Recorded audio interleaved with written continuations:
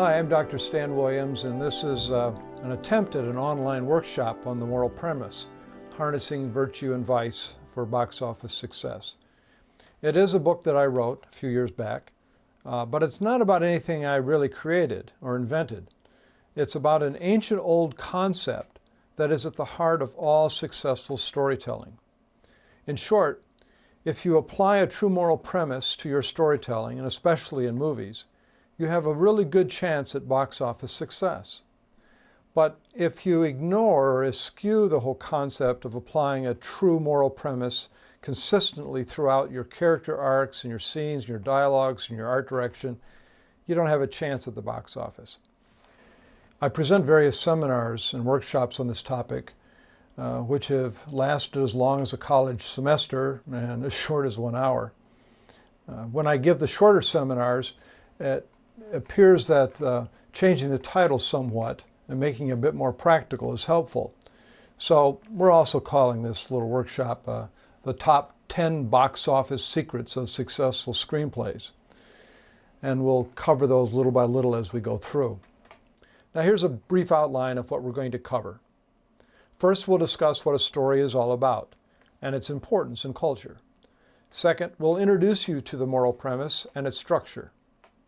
Third, you'll learn about the moment of grace and its pivotal importance in all storytelling. And finally, we'll describe how the moral premise is incorporated into overall story structure. Okay, first, what is a story really about? Believe it or not, stories do not exist simply for entertainment, as most people view the reason as to why they go to movies. Although I will admit, I go to movies for entertainment as much as anything else. But we run into stories throughout our life. When your parents read stories to you as a child, you enjoyed them. But your parents probably read you those stories for some greater purpose, probably to teach you a lesson about what to do and what not to do, how to live a happy life and how to avoid being sad. Later you read comic books and novels, and you were attracted to heroic characters who made progress or made life better for the people around them. In school, you listened to lectures about history, and you learned about important figures in history and the things that they did and the consequences that resulted. As an older teen and into your adult years, you absorbed news of the day, and discovering what people do and don't do, and the good and the bad that results from those actions, definitely influence your life and tell you how better to live your life. Even the traffic and weather reports are all about stories. If you hear about a traffic jam on I-696, you're likely not going to go across town on that highway. You're going to take 8 Mile instead. And if you hear about really bad weather coming, the consequences of that have meaning in your life. And so you take an umbrella or you take a coat. Or if you're a sailor, you don't go out when thunderstorms are threatening. So stories have a purpose. The filmmaker tries to answer questions like, why are we here? Or why am I here? Where are we going? How can I make an artful journey? What is good, true, and beautiful for my life? And what are bad, false, and ugly things that I need to avoid? In short, successful stories reveal moral truths that resonate with us, the audiences. And stories that are not successful try to push onto audiences moral concepts that do not resonate with us as truthful. The success lies in the deep psychological resonance that an audience has with the story as told by the filmmakers. If the story resonates with imbued truth the audiences understand, they like it.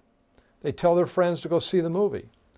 But if the story doesn't resonate with truth, and if the audience disagrees with some moral or psychological concept behind it, they won't like it, and they'll tell their friends to stay away. Here's one of the ways successful stories connect with audiences. There are, in fact, 2 storylines, one physical and one psychological. The physical storyline is either true, in which case we call it a nonfiction story, it's false, we say it's a fictional story, or it's based on a true story, and it's somewhere in between. The psychological or moral storyline is true or valid, which means that the audience agrees with the filmmaker's perspective of reality, or it's false and invalid, which means the audience disagrees with the filmmaker's perspective of reality and consequently ends up not being very popular. Or it's compromised and it's somewhere in between, in which case, depending on some other factors, the story may have some modest success or not. Now let's take this a step further. One similarity between the physical and psychological aspect of storytelling is natural law. That is how the story connects with reality, or at least the audience's perspective of reality. There's this cause and effect relationship, and that cause and effect relationship doesn't change. In the physical realm, we have natural laws like gravity, the speed of light, magnetism, momentum. But in the psychological realm, there are things like guilt, confidence, jealousy, peace, anxiety. These are natural laws as well. And depending on one character's action, you can expect another character or that same character to feel guilt or a lack of confidence or jealousy or peace or anxiety. A friend of mine used to say to our kids when they were dating, "You can make any choice you want, but you have no choice over the consequences." That's the natural law of cause and effect, both in the physical realm and in the psychological or moral or spiritual realm. You can't get away from it. It's there. It's always there. And to the degree that you create characters that live in that same sort of reality that your audience lives in, your audience is going to recognize that you're telling the truth, that there's something here that is going to be valuable for the audience to pay attention to. And perhaps based on what happens to the characters on screen, the audiences may learn something about how to live or not live their life. Now, of course, that's not why people go to the movies. They don't go to the movies for some moral lesson. But that's what they walk away with subliminally. And that's what connects with them. That's how you resonate with your audience, by telling them these entertaining, wonderful, dramatic stories that are still at their heart, in terms of reality, and the reality that your audience lives in, true. And the audience can say, "Yep, I get it. Boy, that's cool.